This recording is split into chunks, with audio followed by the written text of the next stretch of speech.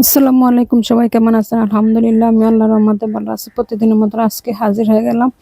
আজকে এই যে দাদা নাতি নাস্তা করতেছে একসাথে। খালিদের খুবই পছন্দের একটা খাবার, খালিদের বাবারও খালিদেরও। আপনারা যেটা সেউ পিঠা বলে, চুষি পিঠা বলে, সেটা এই যে একসাথে অনেক মজা করে খাইতেছে দাদা নাতি। সকাল সকাল গরম গরম রান্না করে দিয়েছি। কি সুন্দর খাইতেছে দেখেন, কি নীরবে বসে। খালিদ বলতেছে, আম্মু অনেক মজা হয়েছে, আমার জন্য একটু রেখে দিও। আর সাথে ছিল চা, এই যে চা খাওয়া শুরু হয়ে গেছে।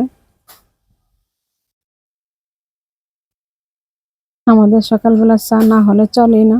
ছোট বড় সবাই, খালিদ যে ছোট মানুষ তাও চা খাওয়ার জন্য পাগল হয়ে যায় সকালবেলা।